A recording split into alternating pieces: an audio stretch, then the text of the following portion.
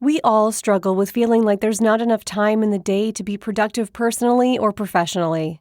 We all struggle to make our time matter. It's time to take control. It's time to start investing in the corporation of you. At Athena, they've helped over 700 ambitious professionals achieve more by connecting them with best-in-class, globally remote executive assistants. Athena executive assistants go beyond basic administration tasks. They help you make time matter through the art of delegation. They believe delegation is the superpower of all highly successful people, and your personal EA will help you get there. Your EA is a one-on-one long-term partner to help you achieve your personal and professional goals. Take back your time. Join the waitlist at athenago.com. That's athenago.com.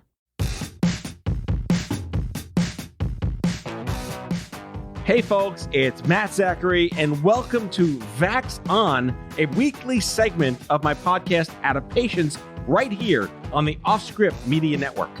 Hey, I'm Elura Nanos. I'm a lawyer, a journalist, a mom of a teenage narcoleptic, and a professional big mouth. Lou and I go back 30 years as best friends, and we're here to have fun and bring you a layperson's guide to what the hell just happened this week in healthcare as America gets its vax on and shows COVID the door. Matt gets me. He knows I'm tired, annoyed, and sometimes pushed to the brink by the intense chaos of our lives right now. We're here together to learn, complain, and include you in the conversation. So join us on Twitter at VaxOnPod and share your stories and grievances using the hashtag VaxOn. Conspiracy theorists and haters shall be neutralized on site. All right, Matt, let's get at it. Hey, Matt, what's happening? I am on day 11 of no incident at public school with my kids, and I'm dreading the shoe to drop any day now. And maybe it won't. Maybe they'll just be like, don't worry about it. Just keep on coming to school. Now just picture every comedy movie ever where like the employee walks past the 341 days with no incident and then the sign drops off and it's like 0 days with an incident. So your kids are in school and they're going every day and you're like on pins and needles for, whether they'll still get to go. So in our school district, we have school only 4 days a week. And on Monday, everyone is remote. My daughter logs on Monday. And she says to me, I think I don't have school today. And I'm like, what are you talking about? Of course you have school. And she says, no. So they posted in her Google Classroom, by the way, everybody's got today off. Randomly, what? With no warning. Was it like Jersey Day or something? Not even the whole state, not even the whole district, just her school decided no school today. Can they do that? Apparently they can. They actually sent the kids an assignment that said, it's Teacher Appreciation Week. So if you write a letter that says how much you appreciate the teachers, nobody has to come to class today. That's a good plan. I guess the teachers just really needed a break. That was like hashtag teachers union. Like they just decided like, we're not doing school today. We fucking had it. I mean, which was like nice, except those of us who work from home which is all of us. Right. We're pretty much counting on our kids being tied up with, school all day on Monday. And instead, the kids had nothing to do all day. Except harass and harangue their parents. And ask me for snacks, which is, really exciting since I have no kitchen. My kitchen is being remodeled. So it's like asking for snacks, but I don't have snacks and I can't make a snack because we're in my kitchen. So I have to drive out and get a snack. And it's with the snacks all day long with the snacks. And like, I'm glad the teachers had a day off because of course we appreciate them and they're working their asses off. But like, honestly, my snack situation is really suffering because of it. Wait, just say snack one more time. Snack. There you go. Perfect. I think what the most depressing thing in terms of news that affects us as parents with kids in school is that no more snow days. No more snow days. Like someone should just like bring up the Charlie Brown Christmas theme with like a gunshot. Yeah. What a womp piece of news. Like not even the hope of a snow day. Like that's it. Right. We've figured out remote schooling. Yeah. No more snow days. Let me just say this though. There is, I'm a silver lining kind of person. So there is a little bit of a silver lining, at least in my district for that, which is when we get snow days at the end of the school year, those days get added back onto the school year almost every time. Like, so in other words, we don't have snow days built into our schedule. So if we get a snow day where the kids miss school, they have to give back a day of either their spring break or their summer vacation. And and it's super annoying because we all have like vacation plans during those times. And then at the last minute, you find out like, oh, we have to make up the snow day. Like rollover minutes for school. Yes, exactly. And I sort of feel like, are we really this down to the wire with schools? Like, I know that pretty much from Memorial Day on, the only thing my kids do in school is watch movies. So, like, is it really necessary to do this? Well, like next week on Here's How We're Destroying Our Kids' Childhood, de Blasio's like, oh, it's going to be sad. Like, go fuck yourself. Sad. We had snow days. We built the first of all, there was snow back then. There is snow days mean different things in climate world today. But yeah, there was a hurricane in the 80s that shut the schools down for the first time in 40 years. We're like, what's this? Our house on a Wednesday? Oh no. Do you remember being the kid though that like when we were kids, there were plenty of days where there was a ton of snow, but they didn't close the schools, and everyone I knew stayed home. But my parents were like, get your ass into school. If the school is open, you are going there. And I would go in with the 5 kids and sit in the auditorium and watch film strips. Well, my listeners may not know this, but my father taught at the high school I went to. Not at my middle school or grade school. I would stay home if there were real snow days in the 80s. But if there was a snow day when you and I were in high school together, my dad would always go to work. And if he went to work, I went to school. I did not have a snow day in high school. Yeah, so you got screwed on that. Totally screwed. Thanks, Dad. I sort of loved snow days. My kids, like, of course, it's such a, it's like such a gift. It's like a gift from above when you get a snow day that you weren't planning. And it's like sort of sad. But on the other hand, I will say this. I'm very happy to know that no teachers, no students, no administrators are going to be trekking their butts into school when it's a really dangerous day to travel outside. So, I mean, that's a good thing. It'll just be safer for everyone. And final thought, in what states does it still snow? This is really like for Idaho. It's true. It like never snows. This is like Ontario, Canada kind of conversation. This is not in New York City. When was the last time it snowed in New York? Like to the extent that it did anything worth anything. That's very true. I know that's a global warming situation. This is called, thanks New York City for making a rule that we're never going to need to utilize. They're just letting you know, don't even dream of a snow day. True. It's time for some ads.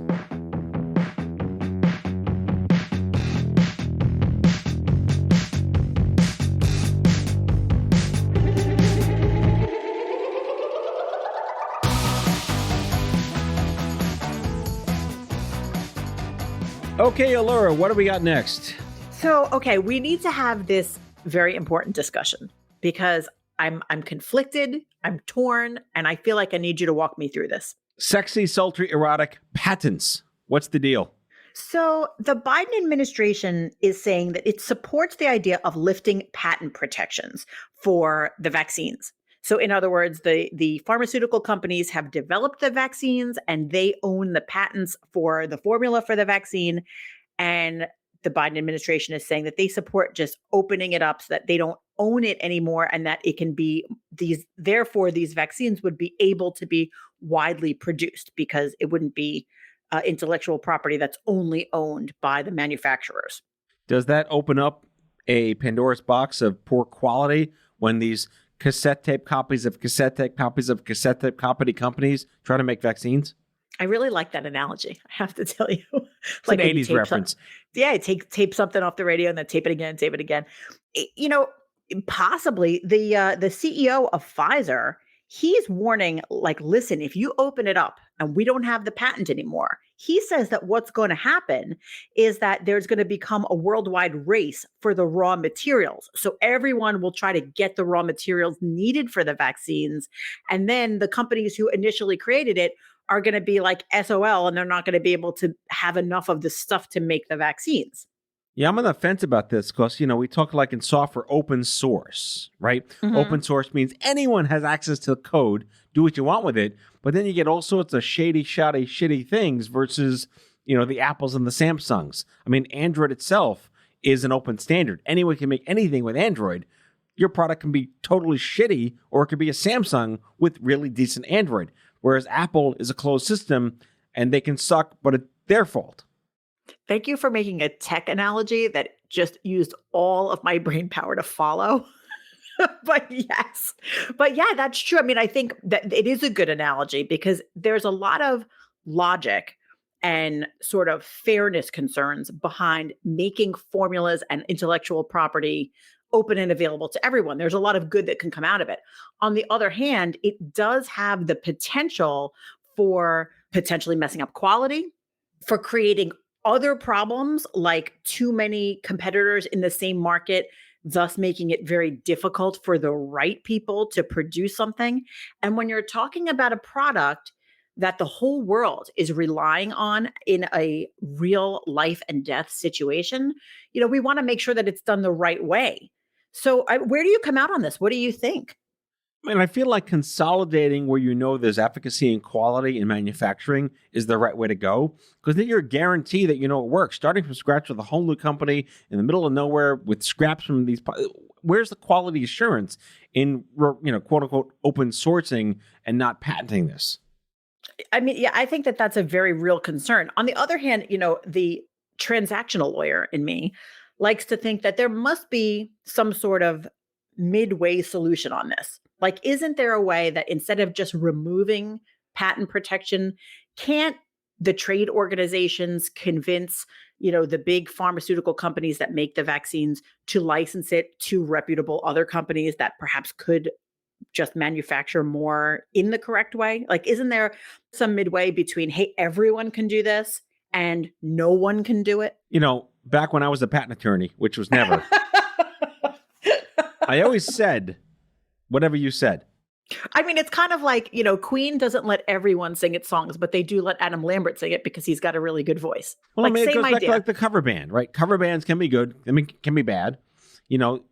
Does Queen decide who gets to cover their music? No. Should they? Maybe. But they do get to decide. But that decision doesn't kill people. Exactly. But I think that there is a way. I refuse to believe that there's no way that it can be done to open up availability of these patented, I guess they're formulas, and still do it in a way that's safely. Like, there's got to be some way that it can be done. So is there an answer to this? They're suspending the patenting of this to do what? What is the other side of the equation that guarantees safety and efficacy if we're going beyond the bounds of the FDA in the United States? I mean, that's a good question. I don't think this isn't actually being done yet. The United States is saying that they support it, but I don't think that it's actually been lifted at this point, because this is part of the World Trade Organization's position, and other countries support it. We say we support it, but I don't think they've actually gone and made it happen yet. I mean, I could see the other side. Patenting something protects it and allows investors to care about it, incubate it, curate it, define it, have it be scalable, have it be investable. It makes a lot of sense. You're protecting something. But again, I can't conflate this directly to when they tried to patent a breast cancer gene, which I think you should not be able to patent a specific gene, because then you decide as a private company who does and doesn't get your breast cancer cure.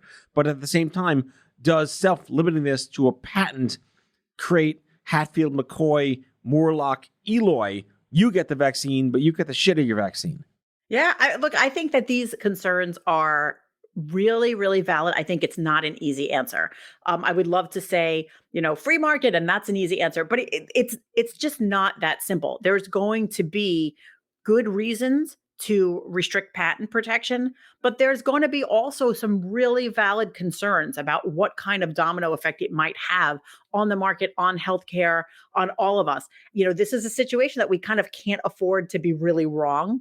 So, I mean, I think it's a story worth following, and it's one of those topics that we can't resolve. You and I can't resolve it, today in a quick conversation. And I don't think, I'm sure there's plenty of talking heads out there, spouting whatever their expertise is. And I think it's one of those things that needs to be thought about and considered from every possible angle. And my hope is that there's some sort of, compromise maybe that can be had. All right. So we're going to agree to not disagree, because we can't agree because we don't want to not disagree. Lots of complicated things there, but I want to pivot to our next segment because I've been working so hard. I've been punching my card. 8 hours for what? Oh, tell me what I got. You just killed me. Lou, You I got this feeling that something's just holding me down. I'll hit the ceiling or else I'll tear up this town. Why am I singing the lyrics to Footloose? Okay, so the latest lawsuit over COVID restrictions it's this brilliant lawsuit filed by a bride-to-be against the mayor of the District of Columbia. And the concept of it is, look, DC just recently instituted COVID regulations that bans dancing at weddings. And that's what I said. Dear Kevin Bacon, save us. Save us.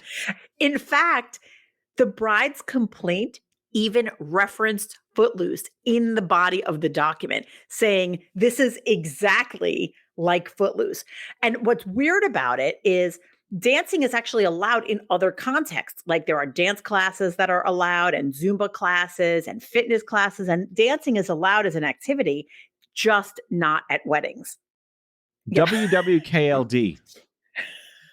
What would Kenny Loggins do? I think he would let people dance. This is an interesting bout of creative lawyering going on, because I'm guessing that the reason DC banned dancing specifically at weddings is because at weddings, people are often consuming alcohol, which means that they end up getting relaxed about things like wearing masks and stuff. So I bet you that had something to do with the logic behind making this a wedding specific regulation. On the other hand, though, the bride claimed that this is actually a First Amendment abridgment, that dancing is a form of expression. Like it's not just an activity, but it's an actual form of expression. And it has religious significance and emotional significance. And therefore, regulating it has to conform to very strict constitutional standards. Her lawyers did a really great job pleading the case. We'll see what happens. So, moral of the story, Mayor Muriel Bowser, she's got to cut loose, footloose, and kick off her Sunday shoes. Let's hear it for the boy. Let's give the boys a hand. On that note, it's time for some ads.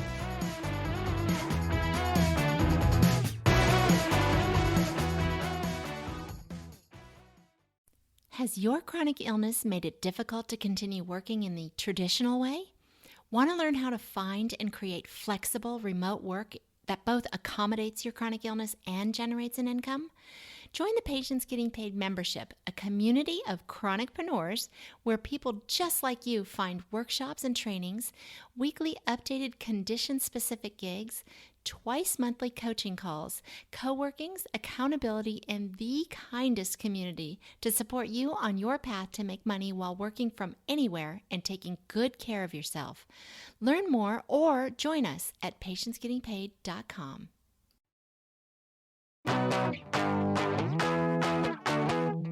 And we're back. All right, Lou, what do we got now? We have an update on what a shit show it is in Japan this week. So here's what's happening. Are you following the situation with the Olympics? I have not been paying attention to Japan. I'm still focused on the horror that's going on in India, which we talked about last week. Yeah, and it is still pretty bad over there in India. Japan, the story isn't so much the terrible numbers, although I think the numbers are pretty bad in Japan also. But what's going on with the Olympics? So Japan was supposed to host the Summer Olympics last year, and it got pushed to this July and August. But it really sounds like they're not ready yet. Only less than 1% of the Japanese population is fully vaccinated. So because of that, people are protesting, saying we have to cancel the Olympics this summer because it's just not safe. There's not enough people who are vaccinated there. I would agree with that. Yes, and Tokyo is still in a state of emergency. So how the hell can they possibly justify hosting the Olympics when the entire city is on lockdown and the whole country is doing pretty lousy with the vaccines? I mean, this is just a larger commentary on how every country is its own island, right? It's its own culture, it's its own government. And yet, here we are, and the U.S. is here now, and India is there now, Japan's there now, Israel's there now. Every country is its own planet. And it's insane to think here we are 16 months after the initial lockdown, and this is still a rampant thing. Is there any, without diving too deep down the rabbit hole, why they're still going through this? I have no idea. I actually don't know. Do you have any idea? Why? I do not. I have no idea. Next week's show, Japan. Yeah, I have no idea why things are so bad in Japan. And I'm guessing that we did look this up because I was kind of trying to figure that out before we did the segment. I'm guessing that it has something to do with the fact that the vaccines are being produced in the US and they just basically dealt with our own population first and then started selling them to other places. And I guess Japan just wasn't on the short list. But I mean, it's very interesting when you think about it. Like if you told me that we were having the Summer Olympics here in the US, I would sort of feel like, all right, like everyone's going to have to take COVID precautions, but it probably would be okay. We have, 50% of the adult population vaccinated. Japan has less than 1% vaccinated. So really, that's like saying, what it was like here many months ago. And I mean, that just does not seem wise at all to me. And I'm reading here that in Japan, there's an online petition with more than 300,000 signatures for the country to cancel the Olympics. What is the reservation? Well, I imagine it's financial because the Olympics bring a ton of money to whatever city hosts it. So, I mean, that is a major thing to give up. Not only that, but I imagine lots of planning has gone into this. And even though these Olympics were postponed from last year, I'm sure that there are a lot of things that were already set into motion that to now stop it and not have it, that's going to create a whole other logistical problem. And that doesn't even begin to address the athletes and all of the people who are, who care so much about the Olympics. And who've been training for it. Yeah. I mean, who've been training for it. And I mean, this affects a lot of people.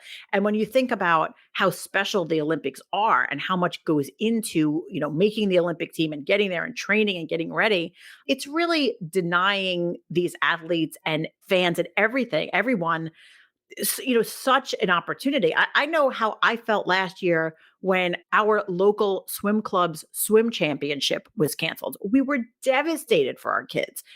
And obviously that was not anywhere near on the scale of the Olympics. So I can imagine the level of emotion and preparation and all of that goes into this and what a huge disappointment it would be to not have it yet again. It's almost like right now is when we need the Olympics most.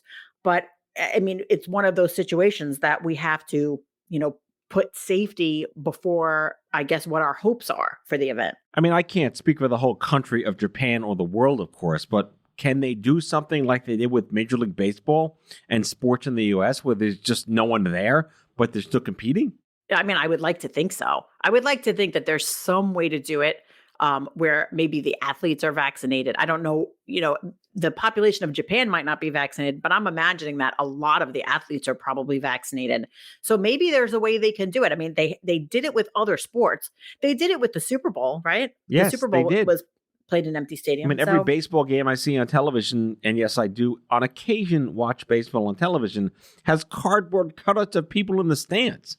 Do you know, I went to the opera the other night and there were cardboard cutouts of people in the seats at the opera. That's hysterical. It was fabulous. Did they pipe in applause too? They did not, but they had the choir standing where we couldn't see them. So people were like positioned all over the concert hall. It was an outdoor venue and people were like positioned all over the place. So you never knew where the sound was coming from. All right. So dear Japan, make it hybrid. No audience. We need the athletes. We need the hope. Dear Japan, talk to the MLB people. They'll help you figure it out. Yeah, learn from the NFL with the good things they do. Right. No concussions. Be careful. No concussions, no domestic violence. Exactly. Take your cues accordingly.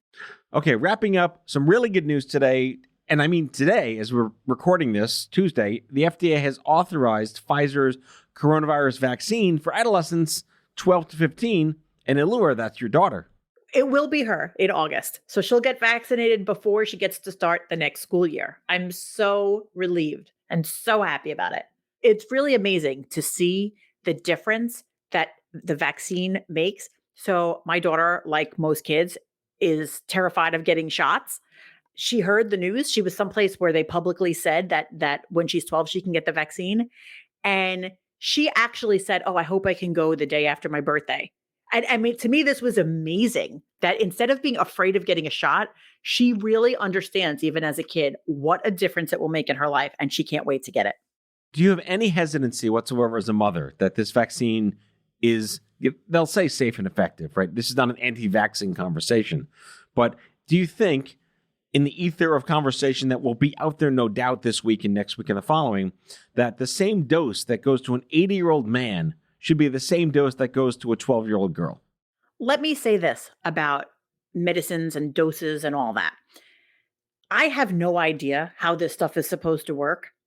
And I generally, as a mother, I'm afraid of everything to do with my children. I'm afraid when they get in a car. I'm afraid when they drink Kool-Aid. I'm afraid when they get vaccinated. I'm afraid about everything because that's what you do as a parent. You just fear nonstop. So I'm no more afraid of the vaccine than I am of anything else. And I sort of have, I have a lot of faith in the doctors who say this is the right way to do it. And also my daughter she's 12 or almost 12, and she's almost the size of a small adult. So I don't particularly have any fear about that. And in my mind, I've basically said the professionals have figured this out. They say it's okay. I trust the medical industry, and that's the way I live my life. And that's allowing me to not have major reservations about this. So That's my thought process. I don't know that it's any better than anybody else's. I think parenting is a nonstop trade-off of risk and reward, no matter what you're doing. Agreed. And my kids are 11. They just turned 11. They can't get this till it's approved for younger ages. But rest assured, the day it's approved, we will get them vaccinated as soon as possible. Same. Can't wait to have those play dates and sleepovers again. Yes. And if anything matters to the fact that we're going to finally get our kids vaccinated, it's to be able to create these school mandates to keep them open all the time. Yeah. Even on snow days. Except for fucking snow days. Way to bring it home, Elura. I'm bringing it home. All right. Well, this concludes this episode of VAXON. Thanks for listening. Thanks for listening, and get your dancing shoes on. Let's hear it for the boys. Thank you, Kevin Bacon. Good night. That's all for today, folks. If you like today's show, the conversation continues on Twitter at VaxonPod. That's VAXON Pod. Be sure to subscribe, leave a review, and tell all your friends to listen. VAXON is a product of OffScrip Media. Our executive producers are Matthew Zachary and Elura Nanos. Our senior producers are Brianna Seeley and Andrew McDowell. It is mixed and edited by Brianna Seeley. Our theme music is by Chair Model. For advertising and media inquiries, email media@offscrip.com. Hit us up at contact@offscrip.com to share comments, feedback, and make recommendations. For more information, visit offscrip.com.